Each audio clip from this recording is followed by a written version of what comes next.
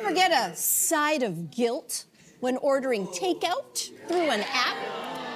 The New York Times spoke to hundreds of readers who regularly order in, but they also worry about the cost, how much the drivers are getting paid, even the environmental impact of this kind of convenience. So, do you ever have some kind of moral weight with your fries when you're ordering? Anybody? Oh gosh, of course I'm going first. Okay, and for the longest time I never used the apps because I'm like, I live in the city center where everything is like a block away from me and I'm like, I don't need it. And I don't know when my mind changed about that, but once it did, boy, did I run with it.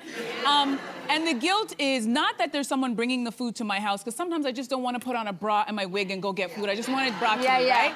It's when I see how much that burger, fries, and a drink is costing me now, $30. Yeah. A $12 meal is now $30 with all the extra tax, and I'm like, why am I spending my money this way? There was one week where I caught myself and I spent over $200 in 1 week, and I was like, no, honey, we have to go back to the grocery store. What are we doing? Yeah. So the guilt is how I'm just like, because you know what? You don't see the money. You just touch the app and it's connected to your credit card. So it's so easy. And then I start to take a look and I go, we have got to stop this. Yeah. So I do one order every 2 weeks and that is it. And even then I'm still feeling, I'm feeling horrible because I could just put on my shoes and go get the money food. that you're feeling bad about, the loss of the money. For me, I hadn't really thought about this very much because I don't use them that often. But Jason, my partner, he feels terrible for the drivers, especially in this weather. Yeah. He's constantly thinking about them. And I agree, but then I'm just kind of like, but are we also helping out a business? Like we had this, right? I mean, this is a dilemma. Yeah. We had this restaurant that we wanted to go, I wanted to go to. It's a Persian restaurant. It's up in North York. It's far away. And we're not going to go to that restaurant right now. So I was like, we can use one of those services. And he didn't want to do it because he said that's too far for the driver. But then we're not supporting the business at all.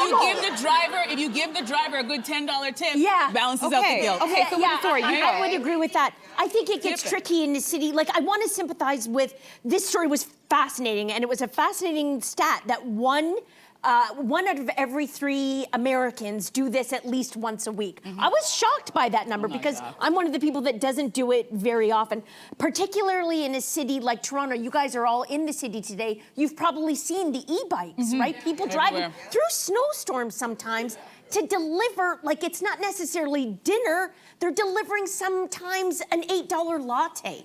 That because is someone couldn't bonkers. make a coffee That's in bonkers. the kitchen, and it does. Coffee tastes so good. Oh my God! But the money, it's both the money, but it also feels like laziness. borderline exploitation and modern day serfdom. Because how much is that driver or of that bike taking home? That's the part that scares me. I would recommend, here's a little PSA.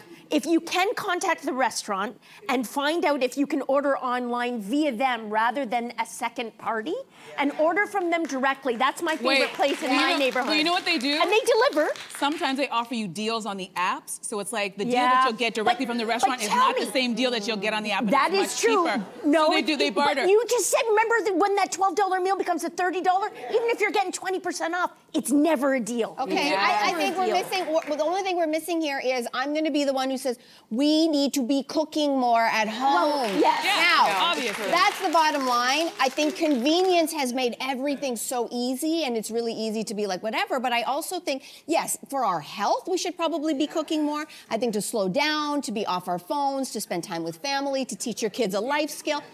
Having said that, time itself is a privilege. Time itself is a privilege.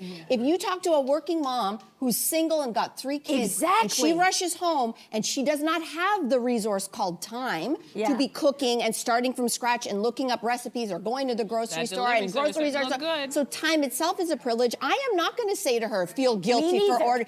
Order for the children. Aren't you going to make someone feel guilty if they're ordering 3 square meals a day when they have restaurants 200 meters from their front door? Yes. Do you know what I mean? And they're wasting all right, I got it. I'm sorry. I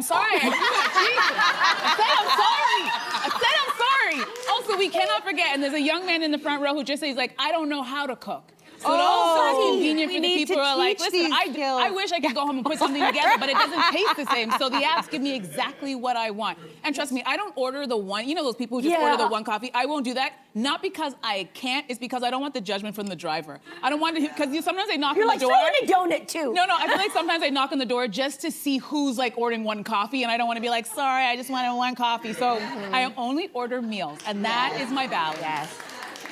No? Friends, get your steps in, get outside. It's good for you. Wrong.